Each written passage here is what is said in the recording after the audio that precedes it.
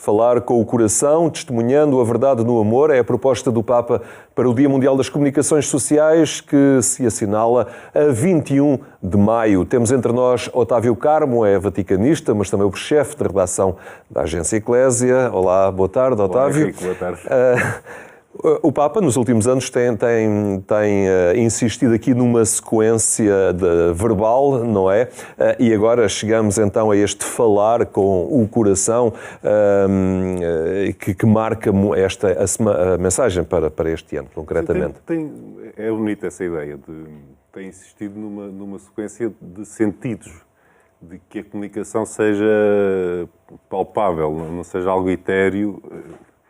É alertado também para os riscos de uma hiperdigitalização da comunicação, o que é compreensível nos tempos em que vivemos, e que o contacto humano é fundamental. A dimensão humana é fundamental, a dimensão antropológica é fundamental na comunicação. Os problemas que nós temos hoje, até no setor mediático, se quisermos, mas até a nível global.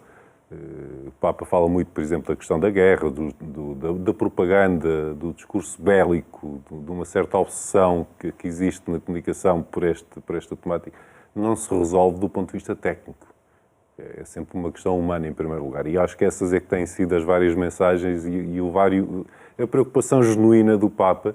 Pode parecer até alguém já com uma certa idade que olha até com desconfiança para esta evolução da comunicação, mas é um pouco mais do que isso, acho. É natural que haja um certo espanto com as formas tão rápidas como a comunicação evoluiu, mas é a memória humana de que por trás de tudo isto estão duas pessoas a comunicar, e isso é que é o mais importante. E é nisso que o Papa insiste. Ele falou do ir, do ver, já falou do escutar e agora fala do falar. É quase pedagógico, não é? Sim. É o sentido correto de abordar as coisas.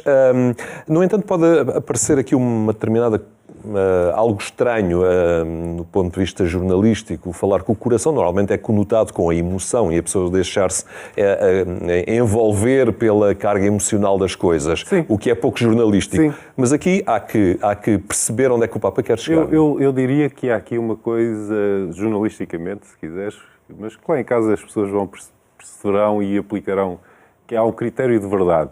Há uma expressão que eu gosto muito, diz que a boca fala do que transborda o coração. E esse é um critério de verdade. Ou seja, para saber se a pessoa está efetivamente a comunicar aquilo que ela é, aquilo que ela pensa e aquilo que ela deseja para a sua vida, para a sociedade, nos mais variados âmbitos. Aqui o critério de verdade é isto, é perceber se aquela pessoa está efetivamente a falar do coração, se está a falar daquilo que a enche, ou se está a montar um circo mediático, um esquema, uma jogada de marketing, o Papa aliás fala também disso, para passar determinada imagem que não corresponde à sua verdade. E desse ponto de vista, obviamente que há aqui este olhar mais emocional sobre o que representa o coração, mas há efetivamente um ponto de vista, vou chamar assim, mais racional, mais lógico, de olhar para aquilo que a pessoa comunica a partir do seu coração como critério de verdade daquilo que ela é e daquilo que é a mensagem que está a tentar passar.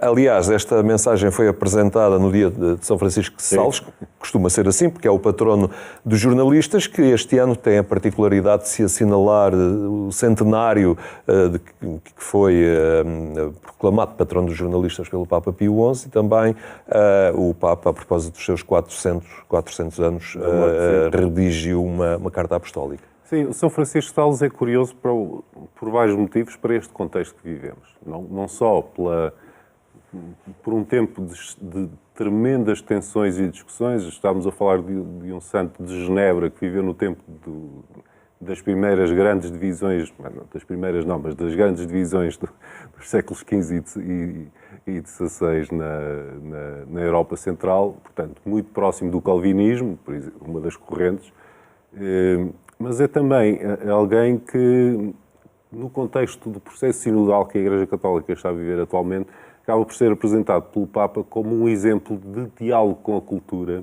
mas de um diálogo... O Papa usa a palavra, muitas vezes a palavra amável, ou seja, cordial. lá está, voltamos ao coração. Portanto, de um diálogo que é feito de coração a coração. Não é para tentar impor uma opinião sobre a outra, não é para tentar ganhar uma batalha comunicacional, é para efetivamente haja um encontro de pessoas que comunicam e que se comunicam e que a partir podem chegar a um entendimento ou uma melhor compreensão do que é que cada uma pensa e do que é que cada uma sente. E eu penso que é por isso, sobretudo, que o Papa Francisco fez questão de dar tanta atenção a São Francisco de Sales neste momento. Obviamente que é uma referência, um doutor da Igreja, não são assim tantos, mas também não só pelos aniversários, mas pelo contexto que se vive na Igreja Católica, quis recordar, há aqui um exemplo de uma pessoa que num período de enorme tensão conseguiu ser um exemplo de comunicação com o coração. Falar com o coração certamente será a forma como o Papa se vai dirigir também, que é o escutar na República Democrática do Congo e também no Sudão do Sul. É uma viagem que está prestes a iniciar-se, começa dia 31 deste mês, no último dia do mês de janeiro.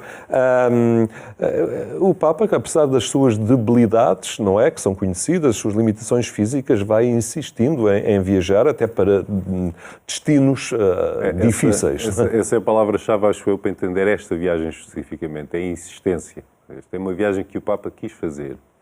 Há compromissos que foram assumidos que ele, por motivos de saúde, não vai conseguir cumprir, mas este, em particular, que já tinha falhado o ano passado, se as pessoas bem se lembram, em julho, no início de julho de 2022, o Papa viu-se obrigado a adiar a viagem por causa do problema que o tem limitado no joelho, mas ele sempre disse, não se preocupem, eu vou. E este cumprir de uma promessa é muito importante. Eu faço uma equivalência, que já aqui falei noutras ocasiões, ao que o Papa fez no Canadá. Ele prometeu aos líderes das comunidades indígenas, das comunidades nativas do Canadá, que iria ao país pedir desculpa. E foi. Nesta viagem prometeu às populações do Congo e do Sudão do Sul que iria e vai, também numa peregrinação ecuménica, no caso do Sudão do Sul, com uma grande preocupação que é transversal, que é a preocupação da paz. São dois países que vivem momentos de conflito, normalmente ignorados pelo Ocidente, que até explora essas tensões, infelizmente. Particularmente a que ocorre no leste da República Democrática do Congo. Para tirar matéria-prima a preços mais baixos. E, portanto, isto é absolutamente humilhante para um Ocidente que se diz defensor dos direitos humanos e promotor de uma certa ideia de civilização. Em 2023 continuamos a viver estas situações. Portanto, eu acho que vai ser uma viagem para colocar o dedo na ferida. Tem riscos, o Papa sabe disso, alterou o programa para evitar passar em locais onde o conflito é mais violento, para não colocar a população local em risco, não faz sentido, mas é uma viagem que é assumida, lá está, voltando ao que temos conversado, do fundo do coração, para que aquelas pessoas vejam que há alguém, no caso o líder da Igreja Católica, que se importa com elas. E depois é um continente onde o cristianismo cresce bastante. Sim, esta semana saíram as estatísticas do Sudão do Sul e da República do Congo e eu tenho que confessar que tinha alguma ideia geral, mas impressionou-me a percentagem de católicos andar à volta dos 50% ou mais nos dois países. Mostra muito este crescimento, de facto.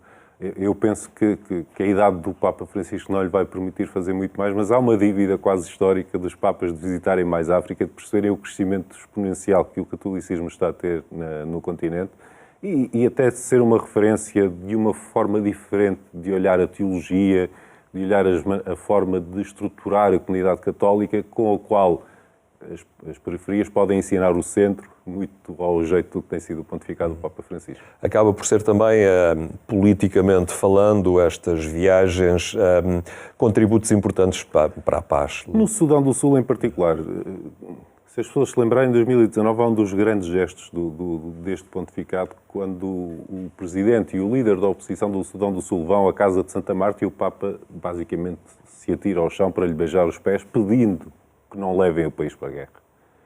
É o país mais jovem de África, é independente desde 2011, mas nunca teve grande estabilidade depois disso e nós sabemos como é que estas coisas acabam, infelizmente. Não precisamos que ninguém nos diga.